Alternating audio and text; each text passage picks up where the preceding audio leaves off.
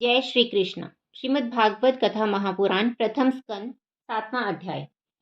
श्री सूत जी बोले, हे शौनकादि ऋषियों, इतना वृतांत सुनने के बाद नारद जी ने कहा, हे वेद व्यास जी, ब्रह्मा जी ने श्री नारायण जी से 4 श्लोकों को सुना था। इसके पश्चात ब्रह्मा जी ने उन्हीं 4 श्लोकों को मुझको सुनाया था। अब मैं उन श्लोकों को आपको सुनाता हूँ। आप उनका सविस्तार उल्लेख करें। पर ब्रह्म परमात्मा की महिमा का ज्ञान मनुष्य देह पाकर ही प्राप्त होता है। जो प्राणी मनुष्य देह पाकर भवसागर से पार उतर गया, उसी का जन्म लेना सफल है।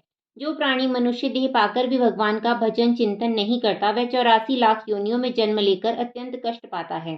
यह कहकर नारद जी ने व्यास जी को उन 4 श्लोकों का अर्थ भली प्रकार समझाया और कहा कि आपको सर्वप्रथम पर ब्रह्म परमात्मा के चरणों का स्मरण करना चाहिए, जिससे आपके हृदय में भगवान त्रिलोकीनाथ का निवास हो। इसके बाद आप भगवान के गुणों तथा लीलाओं का उल्लेख करें। इतना कहकर नारद जी वेदव्यास जी से विदा होकर चले गए। सूत जी बोले, हे ऋषियों, देवऋषि नारद परम धन्य हैं, जिन्होंने संसारी जीवों के कल्याण के हेतु व्यास जी को ऐसा सुंदर उपदेश दिया। अस्तु, नारद जी की आज्ञा पाकर श्री व्यास जी बद्री वन में जाकर श्री नारायण जी के ध्यान में लीन हो गए। उनको चिंता थी कि किसी प्रकार से उन पर ब्रह्म प्रभु के चरित्रों का उल्लेख करूं, लेकिन नारायण जी का चिंतन करने से उनके हृदय में आदि ज्योति का एक प्रकाश चमका। तब व्यास जी ने भगवान श्री नारायण जी की कृपा से स्तुति करके उन 4 श्लोकों को, जिन्हें देवऋषि नारद से सुना था, विस्तार सहित लिखा। तत्पश्चात ग्रंथ पूर्ण होने पर उनका नाम श्रीमद् भागवत महापुराण रखा और उसे अपने पुत्र श्री शुकदेव जी को पढ़ाया। सुखदेव जी ने उस कथा को राजा परीक्षित को सुनाया, जिसके पढ़ने एवं सुनने से प्राणी माया मोह से छूटकर मोक्ष को प्राप्त करता है। श्री सुखदेव जी राजा परीक्षित से कहने लगे, हे राजन, कुरुक्षेत्र में 18 अक्षौहिणी सेना के एकत्रित होने पर कौरव पांडवों में 18 दिन तक घोर संग्राम हुआ। उस महायुद्ध में अनेकों योद्धा एवं हाथी घोड़ा नष्ट हो गए। भीमसेन ने अपनी गदा से धृतराष्ट्र के समस्त पुत्रों का संहार करने के पश्चात अपनी गदा से दुर्योधन की जांघ तोड़कर उसे भूमि पर गिरा दिया। उस समय द्रोणाचार्य के पुत्र अश्वत्थामा ने दुर्योधन के पास आकर कहा, हे दुर्योधन, हम तुम दोनों बालकपन में साथ साथ खेले हैं। आज शत्रुओं ने तुम्हारी जो ये दशा की है, इसे देखकर मेरे हृदय में बड़ा दुख हो रहा है। अब तुम मुझे शत्रुओं के प्रति आज्ञा दो, मैं वही कार्य करूं। अश्वत्थामा के यह वचन सुनकर दुर्योधन बोला, हे भाई, मुझे अपनी जांघ के टूटने का इतना दुख नहीं है, जितना कि पांडवों के विजयी होने एवं राज्य पाने का है। फिर तुम्हारे जैसे योद्धा के होते हुए मेरे शत्रु पांडव राज्य करें, यह बड़े दुख की बात है। दुर्योधन के ऐसे दुख भरे वचन सुनकर अश्वत्थामा बोला, अगर यही बात है तो मैं आज ही रात्रि को सोते समय पांडवों के सिर काटकर तुम्हारे लिए ला दूंगा। यद्यपि सोते हुए शत्रुओं को मारना पाप है, तो भी मैं तुम्हारी प्रसन्नता के लिए ऐसा कार्य करने के लिए तैयार हूँ। दुर्योधन कहने लगा, अगर तुम यह कार्य कर दोगे तो मैं तुम्हारा बड़ा एहसान मानूंगा। यह बात सुनकर अश्वत्थामा उन 5 पांडवों के मस्तक काटकर लाने को चल दिया। इधर भगवान की प्रेरणा से 5 पांडव उस दिन नदी किनारे किसी दूसरे डेरे में सोए हुए थे। उधर अश्वत्थामा एक प्रहर रात्रि शेष रहने पर कृत्या को साथ लेकर पांडवों के शिविर में आया और वहां आकर रुद्र स्तोत्र का पाठ करके पांडव सेना के चारों ओर आग लगा दी और पांडवों के शिविर में घुसकर पांडवों के धोखे में वहां पर सोए हुए द्रौपदी के 5 पुत्रों के सिर काट डाले। प्रातःकाल होते ही वह उन कटे हुए सिरों को लेकर राजा दुर्योधन के शिविर में आया और उन मस्तकों को देते हुए बोला, राजन लीजिए, मैं 5 पांडवों के शीश काट लाया हूँ। अश्वत्थामा के यह वचन सुनकर दुर्योधन बहुत प्रसन्न हुआ और उन कटे हुए मस्तकों में एक एक मस्तक को अपने हाथ में लेकर दबाने लगा। जिस समय अश्वत्थामा ने एक कटे हुए मस्तक को भीमसेन का मस्तक बतलाकर दुर्योधन के हाथ में दिया, उस समय उस मस्तक को दबाने पर दुर्योधन को प्रतीत हुआ कि यह मस्तक भीमसेन का नहीं है। तब उसने अश्वत्थामा से कहा, हे द्रोणपुत्र, भीमसेन का मस्तक ऐसा नहीं है जो मेरे दबाने से टूट जाए। अतः मुझे ऐसा मालूम पड़ता है कि तू पांडवों के धोखे में कि उनके ही रूप के समान द्रौपदी के 5 पुत्रों के शीश काट कर ले आया है। अतः तूने वृथा ही इन बालकों को मारकर मेरे वंश को लजाया। यह कहकर दुर्योधन तुरंत ही विषाद को प्राप्त हो गया। जब द्रौपदी ने अश्वत्थामा द्वारा अपने पुत्रों के मस्तक कटने का समाचार सुना, तब उसने बहुत प्रकार से विलाप करते हुए यह शपथ ग्रहण की कि जब तक अश्वत्थामा नहीं मारा जाएगा, तब तक मैं अन्न जल ग्रहण नहीं करूंगी। महाराज युधिष्ठिर एवं अर्जुन आदि को जब यह समाचार ज्ञात हुआ, तो वे भी बड़े दुखी हुए। उस समय द्रौपदी ने अर्जुन से कहा, हे आर्य, मैंने ये सौगंध आपके बल पर खाई है, अतः आप जो उचित समझे वह करें। द्रौपदी की यह बात सुनकर अर्जुन ने उत्तर दिया, हे द्रौपदी, तुम धीरज धारण करो, मैं अश्वत्थामा के मस्तक को काटकर अभी तुम्हारे पास लाए देता हूँ, तब तुम उसके मस्तक पर खड़ी होकर स्नान करना। इस तरह द्रौपदी को धीरज बंधाकर अर्जुन ने अपना गांडीव धनुष उठा लिया और श्री कृष्णचंद्र जी से प्रार्थना की कि हे श्याम सुंदर, मेरे रथ को शीघ्र ही अश्वत्थामा के पास पहुंचा दीजिए। अर्जुन की यह बात सुन श्री कृष्णचंद्र जी ने रथ को ऐसे वेग से हाँका कि बात ही बात में अश्वत्थामा के निकट जा पहुंचा। उस समय अर्जुन और भगवान श्री कृष्णचंद्र जी को आते देखकर अश्वत्थामा ने अपने प्राणों की रक्षा करने के लिए ब्रह्मा जी के दिए हुए ब्रह्मास्त्र को अपने धनुष पर चढ़ाकर अर्जुन की तरफ छोड़ा। जिस समय वह ब्रह्मास्त्र चारों दसों दिशाओं को अपनी अग्नि से प्रकाशित करता हुआ अर्जुन की तरफ चला, उस समय अर्जुन ने भगवान श्री कृष्णचंद्र जी से पूछा, हे वासुदेव, ये कैसी प्रचंड अग्नि है जो मेरी ओर बढ़ती हुई चली आ रही है। श्री कृष्णचंद्र जी ने उत्तर दिया, हे पार्थ, यह अश्वत्थामा का चलाया हुआ ब्रह्मास्त्र है। इस समय तुम भी अपने ब्रह्मास्त्र को छोड़ो, जिससे दोनों ब्रह्मास्त्र आपस में टकरा जाएं और यह अग्नि तुम्हारे पास तक न आने पाए। अश्वत्थामा अपने छोड़े हुए अस्त्र को वापस लौटाना नहीं जानता है और तुम ब्रह्मास्त्र को चलाकर उसे पुनः लौटाने का मंत्र भी जानते हो, इसलिए निस्संदेह होकर तुम अपने इस अस्त्र को चलाओ। श्री कृष्णचंद्र जी की यह बात सुनकर अर्जुन ने अपना ब्रह्मास्त्र छोड़ दिया। उस समय वह दोनों अस्त्र एक दूसरे से टकरा गए। अर्जुन का ब्रह्मास्त्र अश्वत्थामा के ब्रह्मास्त्र को आगे नहीं बढ़ने देता था, इसलिए अर्जुन पूर्ण रूपेण सुरक्षित ही बने रहे।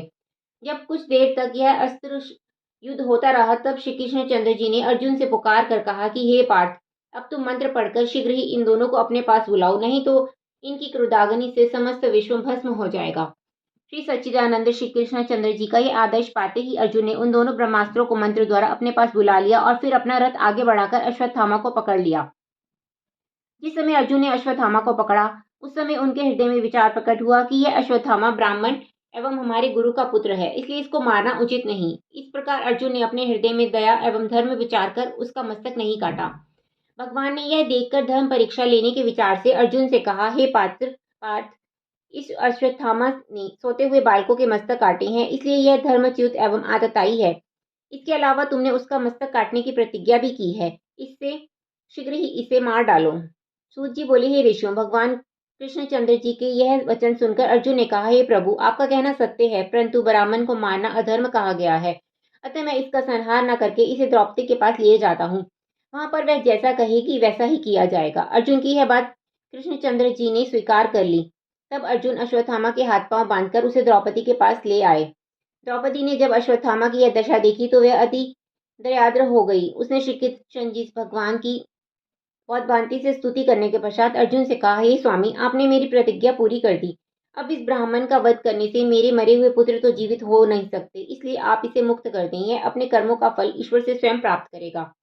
जिस तरह मैं अपने बेटों के लिए दुखी हो रही हूँ, उसी तरह इसकी मृत्यु होने पर इसकी माता कृपी भी दुख को प्राप्त करेगी। एक बात यह भी है कि इसके पिता से आपने धनुष विद्या प्राप्त की है, इसलिए यह आपका पूजनीय है। इन सब बातों पर विचार करते हुए आप इसको छोड़ दीजिए। द्रौपदी की इन बातों को सुनकर धर्मराज युधिष्ठिर, नकुल और सहदेव ने भी उस समय प्रसन्न होकर यही कहा कि द्रौपदी ठीक कहती है।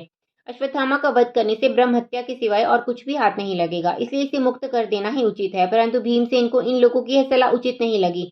तब वे अपनी गदा को भूमि पर पटकते हुए अर्जुन से कहने लगे, हे भ्राता, तुमने अश्वत्थामा का शीश काटने का प्रण किया था, अब तुम्हें प्रण झूठा करना उचित नहीं। तुम जो यह कह रहे हो कि इसका वध करने से ब्रह्म हत्या का पाप लगेगा, इसके विषय में मेरा यह कथन है कि सोते हुए बालकों के सिर काटने के कारण अब अश्वत्थामा में ब्रह्म तत्व का अंश ही नहीं रहा। धर्मशास्त्रों में लिखा है कि जो मनुष्य शरण में आए प्राणी, सोते हुए बालक तथा स्त्री को मारता है अथवा मतवाले, पागल, हरिभक्त और परमहंस को कष्ट देता है, उसे आतताई समझकर दंड देना राजाओं का धर्म है। आतताई 6 तरह के कहे हैं। पहला वह जो आग लगावे, दूसरा वह जो विष देवे, तीसरा वह जो गुरु की आज्ञा न माने, चौथा वह जो ब्राह्मण होकर अधर्म करे, पांचवा वह जो द्विजाति में जन्म लेकर मदिरा पान करे और छठा वह जो अन्य प्राणियों को मारकर अपने परिवार का पालन करे। ऐसे आतताइयों को निश्चय ही मारना धर्म है, इसीलिए मैं तुम्हें अश्वत्थामा को निश्चय ही मार देना चाहिए।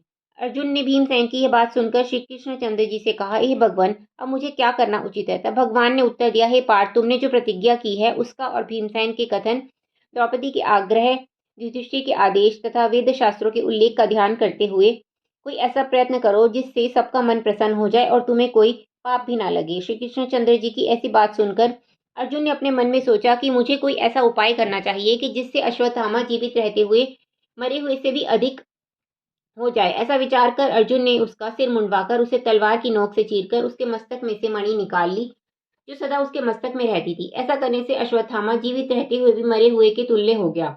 इसके बाद अर्जुन ने उसे अपने नगर की सीमा से बाहर कर दिया। इस तरह अर्जुन ने अपनी बुद्धि के बल से सबको प्रसन्न रखते हुए अपनी समस्त प्रतिज्ञाओं का पालन किया।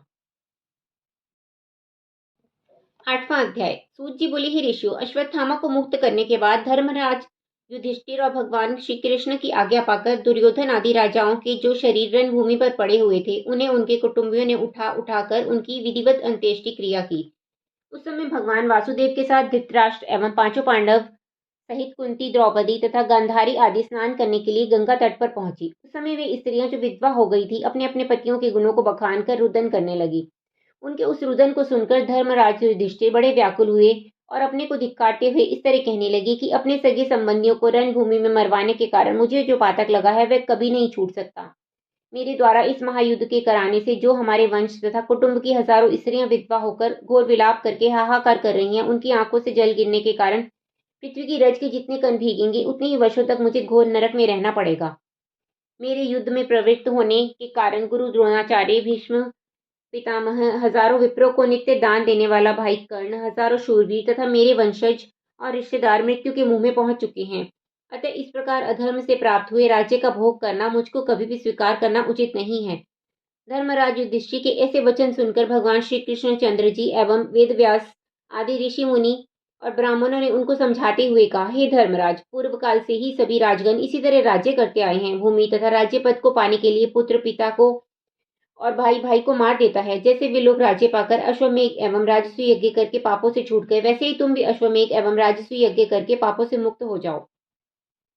भगवान श्री कृष्ण चंद्र जी की यह बात सुनकर धर्मराज ने कहा, ज्योति स्वरूप, आपका यह वचन केवल मन को समझाने के लिए ही है, क्योंकि यज्ञ करने से तो पशु आदि और भी बहुत से जीवों की हत्या हमारे हाथों से हो जाएगी। जैसे कोई मनुष्य मैल को धोना चाहे तो वे कभी नहीं छूटता, वैसे ही हमारे यज्ञ करने से इन विधवा स्त्रियों का दुख कभी नहीं दूर हो सकेगा। यदि आप कहें कि पहले तो तुमने राज्य पाने की इच्छा से इतना भारी संग्राम किया और अब राज्य स्वीकार करना क्यों नहीं चाहते हो, इस विषय पर भी मैं यह कहता हूँ कि मेरी इच्छा इस समय भी युद्ध करने की नहीं थी, परंतु न जाने अब मेरी बुद्धि को क्या हो गया था जो यह महाभारत का युद्ध हो गया। हे श्याम सुंदर, अब मैं राज्य सिंहासन पर नहीं बैठूंगा। धर्मराज के वचन सुनकर श्री कृष्ण चंद्र जी ने अपने मन में सोचा कि धर्मराज युधिष्ठिर से मेरा यह कहना नहीं मानेंगे, अतएव कोई और प्रयत्न करना चाहिए। जिस समय श्री कृष्ण चंद्र जी अपने हृदय में यह विचार कर ही रहे थे, उसी समय ब्राह्मणों एवं ऋषि मुनियों ने उनसे यह प्रार्थना की कि ब्रजराज, धर्मराज का चित्त राजकाज में नहीं लग रहा है और वे इसी में पड़े हुए हैं कि उन्होंने युद्ध में अपने भाई, बंधु, कुटुंबी और ब्राह्मणों की हत्या की है। इसलिए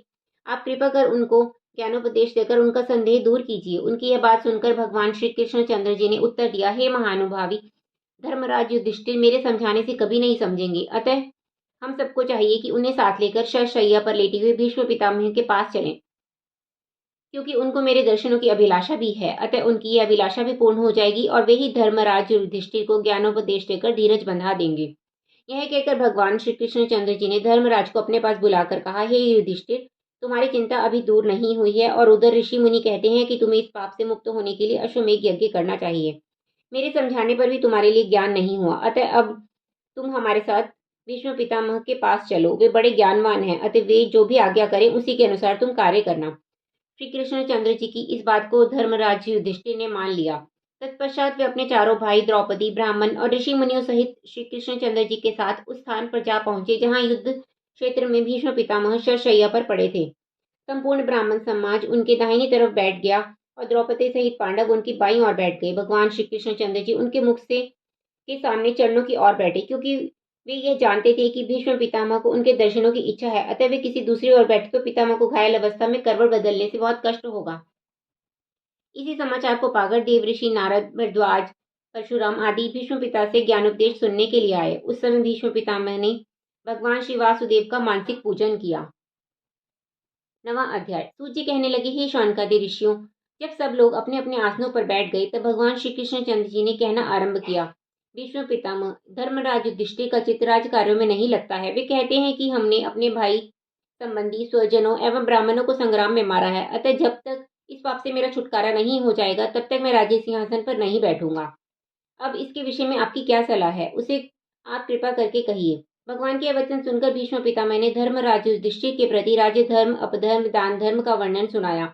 इन धर्मों को महाभारत ग्रंथ के शांति पर्व और अनुशासन पर्व में विस्तार सहित वर्णन किया गया है। तत्पश्चात भीष्म पितामह ने धर्मराज युधिष्ठिर से कहा, हे धर्मराज, तुमको बालकपन से ही दुख मिला है। तुम्हारे पिता का देहांत हो गया, उस समय तुमको भी कुछ भी बोध ना था। कौरवों ने लाक्षागृह में तुमको जलाने का प्रयत्न किया और तुम्हारे भाई भीमसेन को मारने के लिए जहर के लड्डू बनाकर भेजे। तत्पश्चात जुए में छल करके तुम्हारे समस्त राज्य एवं धन संपत्ति को जीतकर तुमको 13 वर्ष का वनवास भी दे दिया। उन वनवास के दिनों में तुमने चारों भाइयों एवं द्रौपदी के सहित बहुत से दुख पाए। अब यह कहो कि धर्मात्मा मनुष्य कभी दुख नहीं पाता है। भला यह बताओ, तुम पांचों भाइयों को, जिनमें अर्जुन तथा भीमसेन जो बड़े बलशाली हैं, तथा तुम्हारी द्रौपदी जैसी पतिव्रता स्त्री को इतना घोर दुख क्यों उठाना पड़ा? अतः जहाँ भगवान श्री कृष्ण चंद्र जी के नाम की चर्चा रहती है, वहाँ किसी तरह का दुख नहीं रहता। अतः फिर भी तुम्हें ये देखना पड़ा कि साक्षात पर ब्रह्म परमात्मा श्री कृष्ण हमेशा तुम्हारे साथ रहते हुए भी तुम्हें लगातार दुख ही उठाने पड़े। हे धर्मराज, इन सब बातों को देखते हुए यह विश्वास कर लेना चाहिए कि जो होनहार है उसे कोई भी नहीं मिटा सकता। प्राणी मात्र को अपने पूर्व जन्म के कर्मों के अनुसार ही दुख और सुख मिलता है। परमात्मा जो चाहता है वही होता है। अतः वही मनुष्य बुद्धिमान और ज्ञानी है जो सुख दुख समान जानकर उसे ईश्वर इच्छा समझकर अपने हृदय में संतोष कर लेता है और सदैव प्रसन्न रहता है। जो लोग थोड़े से ही कष्ट से दुखी होकर रोने लगते हैं, वे भी अंत में हरी इच्छा ऐसी ही थी कहकर मन में संतोष कर लेते हैं। हे धर्मराज, मनुष्य के करने से कुछ नहीं होता है, वही होता है जो होनहार होता है। इन साक्षात भगवान श्री कृष्ण के भेद को, जो अपना स्वरूप छिपाकर संसार में अनेकों प्रकार के चरित्र करते रहते हैं, परंतु उनके भेदों को कोई नहीं जान सकता। जो त्रिभुवनपति भगवान अर्जुन को अपना भक्त जानकर उसके रथ के सारथी बने, उनकी महिमा एवं प्रशंसा का बखान मैं कहाँ तक करूं? हे धर्मराज, जो महापुरुष इन भगवान श्री वासुदेव की इच्छा पर निर्भर रहकर अपना जीवन जप तप ज्ञान व्रत दान एवं दया आदि शुभ कर्मों में व्यतीत कर देते हैं, उन सब में सर्वोपरि भगवान शंकर जी हैं, जो सदैव कैलाश पर ही निवास करते हैं और जिनको भगवत भजन एवं तप के अतिरिक्त और कोई सांसारिक इच्छा नहीं रहती। दूसरे देव ऋषि नारद हैं, जो सदैव वीणा बजाते हुए हरि गुणगान करते रहते हैं और इच्छा अनुसार भ्रमण करते रहते हैं। उन्हें ज्योति स्वरूप पर ब्रह्म परमात्मा के भजन के सिवाय अन्य कोई काम नहीं रहता। तीसरे कपिल देव जी हैं, जो गंगा सागर के संग पर अकेले ही बैठे हुए भगवान का जप एवं स्मरण करते रहते हैं। चौथे शुभ देव जी हैं, जो संसारिक मोह माया को त्याग कर आठों याम पर ब्रह्म प्रभु के चरित्रों का उल्लेख किया करते हैं। पांचवें राजा बलि हैं, जिन्होंने जब यह देखा कि भगवान वासुदेव की इच्छा मुझे राज्य पद पर आरूढ़ न रहने देने की है, तब उन्होंने अपना समस्त राज्य वामन भगवान को अर्पण कर दिया। अतः है धर्मराज, तुम जो अपने हृदय में यह जान रहे हो कि मैंने अपने भाइयों बंधुओं कुटुंबी और ब्राह्मणों को मारा है, तो तुमको ऐसा नहीं जानना चाहिए। तुम कौन हो और तुमने क्या किया? यह जो कुछ भी हुआ है वह सब हरि इच्छा से ही हुआ है। इसलिए हे धर्मराज, तुम अपने हृदय से चिंता को त्याग दो और जो कुछ हुआ है उसे हरि इच्छा समझकर प्रजा का पालन करो। इसी में धर्म है। यदि तुम राज्य नहीं करोगे तो तुम्हें और अधिक पाप लगेगा। जय श्री कृष्ण।